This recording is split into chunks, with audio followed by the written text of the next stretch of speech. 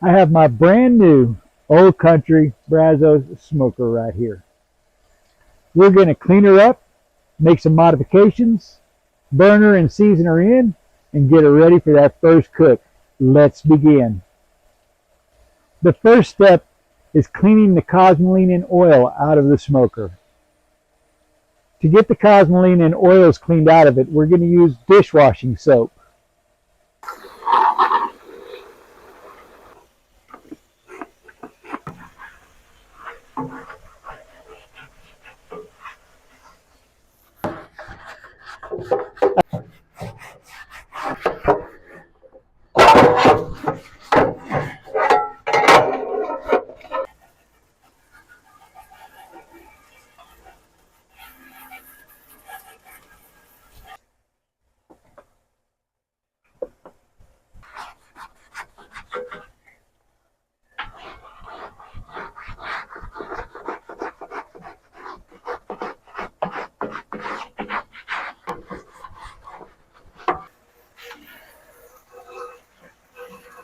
I've got all the oils and cosmoline cleaned out of it. Now we just need to let it dry. While it's drying, I'm going to get started on all of the modifications.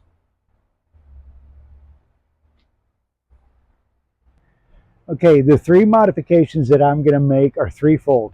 First, I'm going to modify this baffle plate. I'm going to take this and drill holes in it, and I'm going to put a notch in the top of it that'll allow flow to get through. Second, I'm going to clean out this hole inside the smoke chamber to the smokestack. It's only a 4-inch hole, and the smokestack is 5.5 inch, and a lot of it needs to be taken off in order to make it even with that smokestack. And then the last, I'm going to put gasket, the lava lock felt high temp 1/4 inch by 1/8 inch thick gasket around the door to seal the smoke chamber. The first modification I'm going to make is going to be to the baffle plate. Now I've already measured everything out on this. I'm going to be drilling 5 holes across the top and 4 across the bottom. These holes are 3 inches on center. I used a center punch in order to create the divots after I measured everything for each of the drill bit guides. I'm going to be using an 1.5 inch hole saw to create those holes. And after I do that, I'm going to grind a notch out of here. It's a 3/8 notch, and it's about 8 inches long, and I centered that up also. That baffle plate came out exactly like I wanted it to. Now let's see what it looks like inside the smoker. There it is installed inside the smoker. Talk about perfect. That notch at the top is going to allow great flow to go up into the top of the smoke chamber, and those holes are going to control the flow going into the cook. This is going to work out great. It came out absolutely perfect. Couldn't have asked for it to be better. Now it's time to modify the hole to the smokestack. This is going to take a little while. Going to be a little bit of hard work involved in that one. Now to modify this smokestack, what I'm going to do is drill a series of holes out around this hole so that I can create a pattern that I can cut out.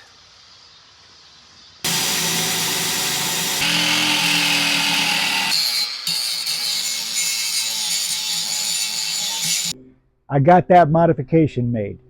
I got that hole cleaned out. A lot of work went into that.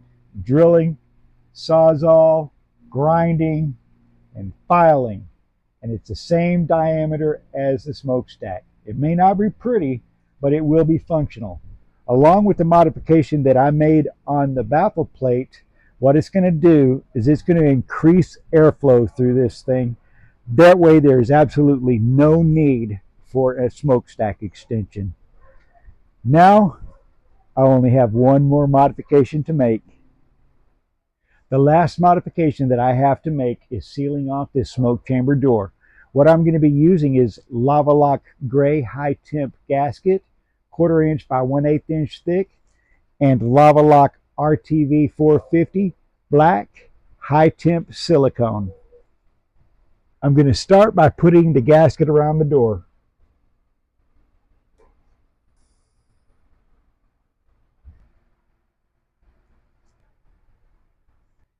Now it's time to apply the RTV 450 high temp sealant.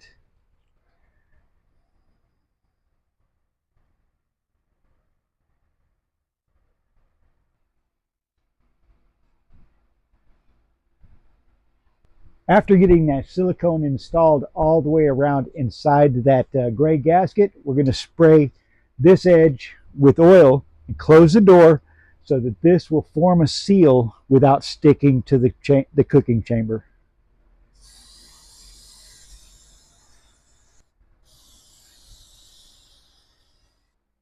We've got that sprayed. We're going to close this up and let that dry. It'll take about an hour. Then we're going to season Roxanne. It's time to do that burn in, season Roxanne, and get her ready for that first cook. I'm going to be using grilling oil by HEB to season her up.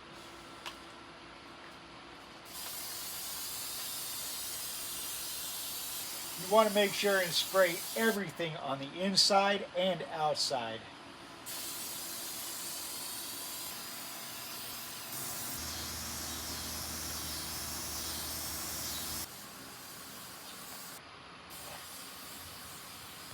Now I'll be installing the Old Country Barbecue Pit's 4-inch precision temp gauge. First, I need to remove this plug. I'll remove the retaining nut, and then I'll go ahead and screw this into the lid of the Brazos. Now I'll use the retaining nut to secure the temp gauge in place. Now it's time to start the fire and season this pit.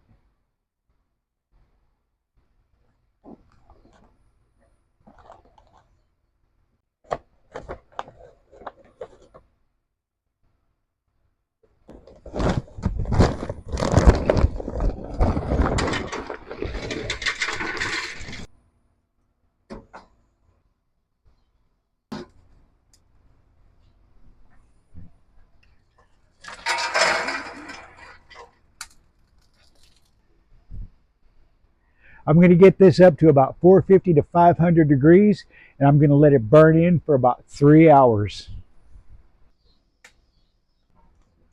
The temperature is riding at 450 degrees right now, and we want to maintain that. So I'm going to go ahead and add some more wood. Right now it's been burning for about an hour. We have about 2 hours more until this thing is seasoned.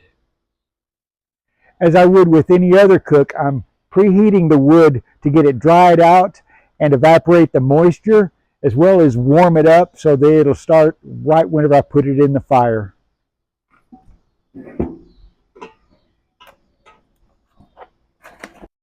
Looking at the temperature gauge, if you could read that, it would be cooking at about 525 to 550 degrees. That's really good. As you can tell by the outside of the smoker, the oil is starting to evaporate. That means that the outside's seasoned really well. The inside will definitely be seasoned. It's been going for about 3 hours now. I'm not going to add any more wood. It should take about an hour, hour and a half for it to start cooling down. And tomorrow morning, I'll go ahead and clean it out, get all the soot and ashes out of the firebox, and I'll respray everything with oil, and it'll be ready for that first cook.